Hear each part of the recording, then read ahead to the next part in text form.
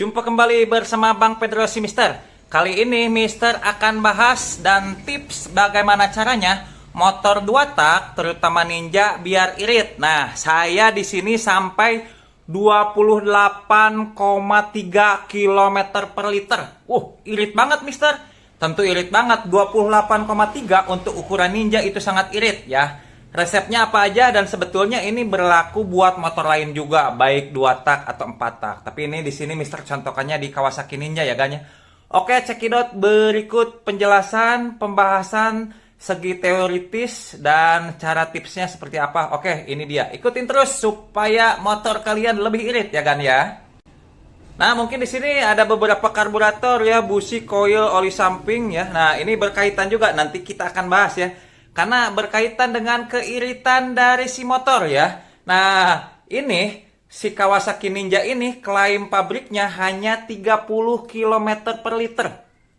Dan itu klaim pabrik dalam keadaan Ninja 2 tak standar. Tapi di sini Mister korek harian, tapi bisa 28,3 km per liter. Itu sangat irit banget ya kan ya. Kok bisa sih Bang? Apa sih rahasianya? Nah, rahasianya ada pada sektor ini ya. Nanti kita bahas.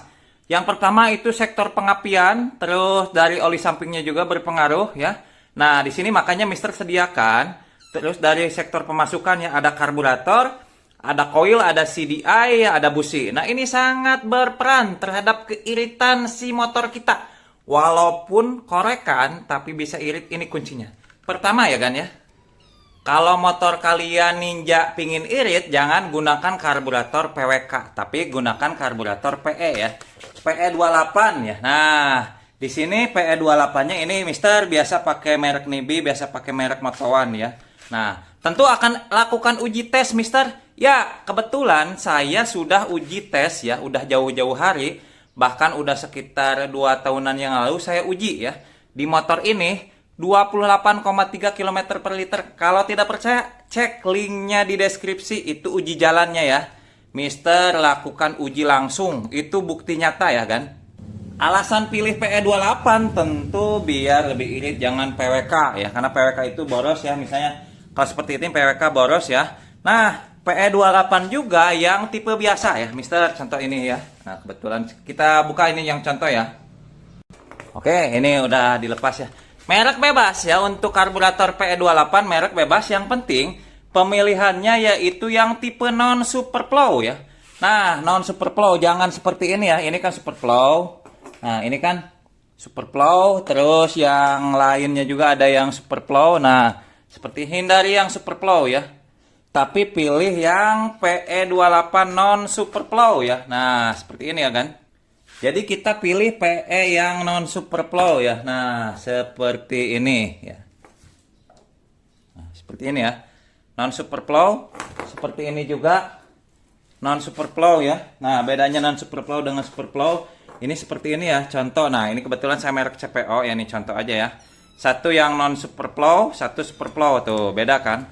Yang superflow ini lebih boros ya. Memang performa kenceng, tapi lebih boros dibanding yang non superflow. Sebetulnya untuk PE non superflow dan superflow sudah Mister bahas ya. Saya sediakan juga link di deskripsi ya, keunggulan non superflow dibanding dengan superflow dan sebaliknya ya, keunggulan kerugian dari si dua jenis ini ya. Bisa lebih lengkapnya cek deskripsi. Alasan memilih yang non superflow yaitu lebih irit ya gan ya. Itu ya. Ukuran cukup 28, jangan jangan PE 30 ya. 28 lebih dari cukup. Dan juga jangan pakai PWK. Karena PWK tentu lebih boros dibanding PE. Itu ya, yang pertama. Pemilihan dari segi karburator ya kan ya. Pemilihan segi karburator sudah, terus selanjutnya sektor pengapian. Pengapian di sini saya menggunakan beberapa jenis CDI ya. Ini hanya contoh aja. Jadi kalian gunakan CDI racing ya. Kalau untuk Ninja saya ini kadang pakai Predator, kadang pakai 1454, kadang pakai 1605. Yang jelas dibanding dengan standarnya itu jauh performanya, pengapiannya lebih oke. Otomatis pengapian oke, bahan bakar juga menjadi irit.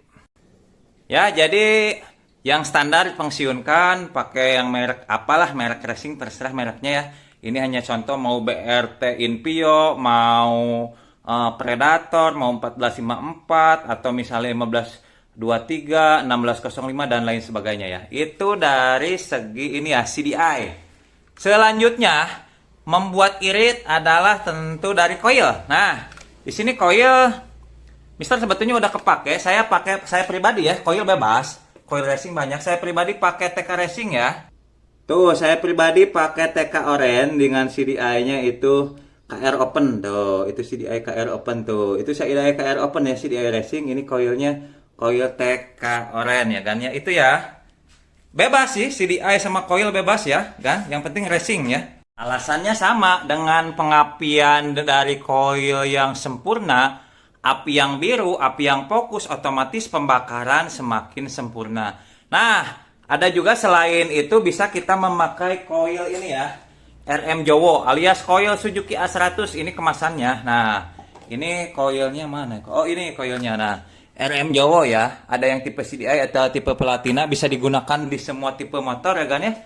Itu juga oke. Walaupun misalnya kalau misalnya ganti Ninja biasa pakai YZ, pakai TK Oren atau coil racing lain, tapi bisa juga pakai coil standar berkemampuan tinggi seperti RM Jowo ini ya kan ya. Terutama yang memakai CDI ini, CDI BRP. CDI BRP kan alergi terhadap coil racing, bisa pakai coil standar Suzuki A100 atau coil RM Jowo. Ya, itu ya. Sektor selanjutnya dari busi. Busi juga bebas, usahakan yang berbahan dasar iridium. Nah, keunggulan iridium di sini saya jelaskan ya. Memang kalau busi penghantar listrik yang paling baik itu yang berbahan tembaga. Yang berbahan dasar tembaga itu lebih lebih daya hantar listriknya lebih bagus. Tapi daya tahan kompresi, daya tahan terhadap panas, umur pakai dan lain sebagainya kalah ya. Nah, di sini pilihan yang masuk akal yaitu iridium. Misalnya merek NGK iridium, Denso iridium, Daytona Ignimax iridium dan lain sebagainya yang jelas berbahan iridium. Misalnya, Bang, kalau saya pingin pakai merek Bosch atau Autolite dan lain sebagainya, nggak apa-apa. Yang penting iridium, usahakan iridium. Meskipun platinum juga bisa, tapi usahakan yang iridium lebih oke ya dibanding platinum. Jadi busi platinum ini tahan terhadap suhu tinggi, tahan terhadap kompresi tinggi ya. Umur pakai yang panjang, tapi untuk daya hantar listriknya juga nggak terlalu kalah dibanding dengan si bahan itu ya, bahan cover atau bahan tembaga. Karena bahan cover atau tembaga itu pada busi standar, karena lebih murah ya. Itu ya alasannya pabrikan membuat dari bahan tembaga. Itu busi paling standar itu bahan tembaga alias bahan cover. Tapi itu tadi untuk performa tinggi, nilai kompresi tinggi, tahan panasnya kurang ya.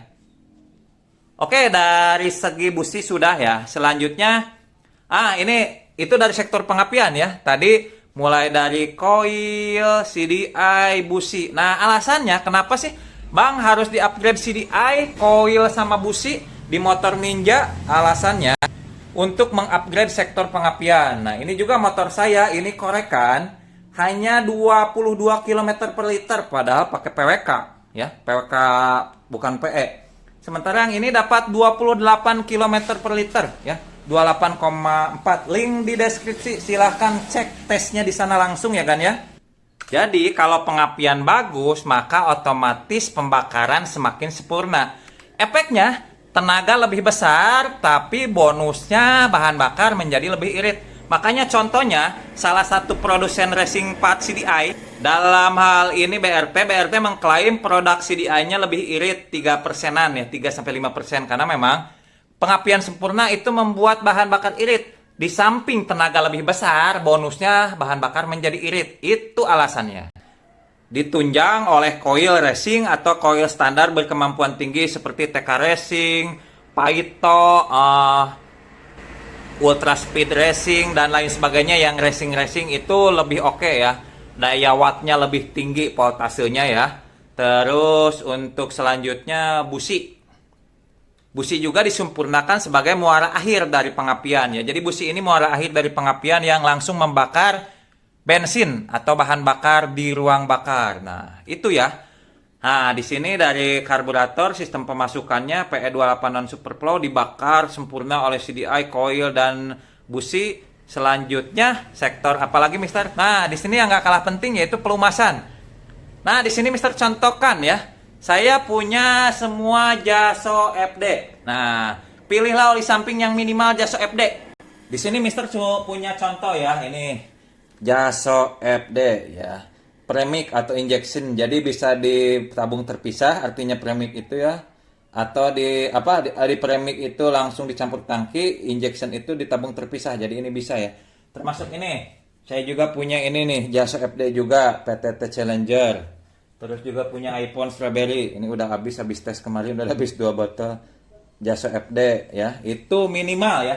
Kenapa sih Mister harus pilih oli samping yang Jaso FD?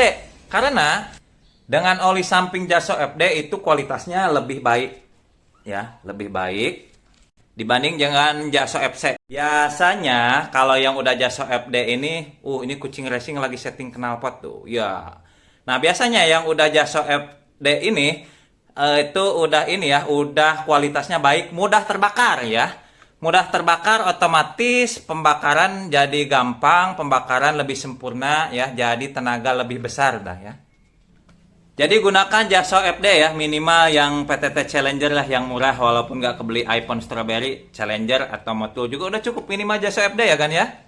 Jadi dengan kualitas oli samping yang baik itu berpengaruh juga terhadap keiritan ya. Setelannya cukup standar saja, nggak usah diborosin, nggak usah diiritin. Setelan oli samping standar ya, borosin dikit masih oke lah ya. Jadi oli samping mudah terbakar, otomatis pembakaran semakin sempurna, dibuat tenaga itu juga lebih maksimal ya kan ya. Selanjutnya sektor knalpot pembuangan ya, lancar. Jadi pembuangan lancar ini nggak pakai knalpot standar, tapi knalpot racing, apapun mereknya terserah. Di sini Mister menggunakan RS1 atau lain sebagainya, merek ini ya, knalpot terserah. Ini juga di motor yang satu aja, bahkan KDX ya. Nah, ini motor korek harian 28,3 km per liter itu sangat irit ya. Kalau yang ini Mister korekan lebih full lagi, ini dapatnya 22 itu udah sangat irit. Makanya saya suka banyak heran dan bertanya-tanya, suka banyak keluhan, "Bang, Ninja saya 10 km per liter irit nggak?" Wah, bagaimana mau dibilang irit? Itu 10 kilo. Nih, Ninja itu bisa dikatakan irit kalau 20 km ke atas. Misalnya 21, 22, 23, sampai 28 lah punya saya. Itu baru irit.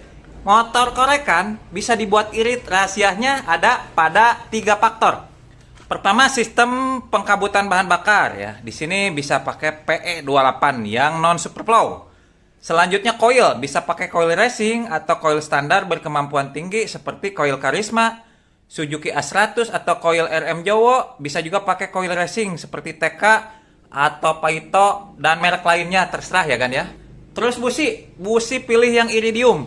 Nah, iridium yang merek Denso, NGK, merek Autolite, Daytona dan lain sebagainya, terserah, yang jelas bahannya iridium. Iridium itu tahan terhadap kompresi tinggi ya, lebih awet. Terus daya hantar listriknya juga bagus, meskipun kalah tipis dari tembaga, tapi dari keseluruhan nilai skor tentu si iridium lebih unggul dari tembaga. Tembaga cuma menang daya hantar listriknya doang yang lebih bagus, tapi iridium dapat daya tahan yang tinggi, daya tahan panas yang tinggi, daya tahan terhadap kompresi yang tinggi, daya tahan terhadap putaran RPM yang sangat tinggi. Dan nggak terlalu kalah jauh beda penghantar listriknya dibanding dengan yang tipe itu ya, tipe copper atau tembaga. Aduh, saya lagi syuting digigit-gigit terus kaki sama si Cimot. Cimot, diam ya. Kita lagi syuting, oke? Nah, ini tentu CDI juga disempurnakan ya untuk menunjang kinerja si pengapian. CDI racing, coil racing, busi iridium itu sangat mantap. Pengapian sempurna, tenaga besar, otomatis bahan bakar menjadi lebih irit. Knalpot bebas, yang jelas ini lebih los. Terus settingan pilot jet main jet juga dimaksimalkan, jangan terlalu boros, jangan terlalu irit, yang jelas pas. Saya biasanya pakai pilot jet 45 atau 48 paling gede. Main jet itu 140 atau 142. Di motor korekan harian. Nah, ini ya Gan ya, mantap ya. Ini itu aja sih, mungkin nggak ada yang di-upgrade lagi untuk spek mesinnya. Sebetulnya sudah sering saya bahas juga ya, saya pakai blok kadang KTC, kadang PDK Gold. Untuk headnya pakai PDK Gold ya. Terus ini knalpot RS1 membran KX, karburator PE28 tentunya. CDI racingnya kadang KR Open, kadang 1454, kadang Predator, kadang BRP, Inpio dan lain sebagainya ya. So, terus punya Agan, Ninjanya berapa kilometer per liter nih? Saya dapat 28 km per liter, yang ini 22 km per liter. Kalau kalian masih di bawah 20 km per liter, jangan bilang aku irit ya. Itu salahkan pada settingannya, salahnya di mana. Nah, sekarang sudah saya jelaskan rahasianya. Lebih irit ternyata di motor 2 tak itu sangat bisa ya kan. Bahkan motor saya ini lebih irit daripada R25 standar. Dari ini ya, dari CBR 250 standar. Ini padahal udah korekan, bisa irit seperti itu. Oke, itu aja mungkin pembahasan tentang membuat Ninja 2 tak 150 bisa irit banget ya. Nah, ini mohon maaf kucing racing mengganggu. Saya tidak konsentrasi syutingnya karena digigit terus kaki saya ya. Oke, selamat pagi, selamat siang, selamat malam Bang Pedro, si Mister Teknik.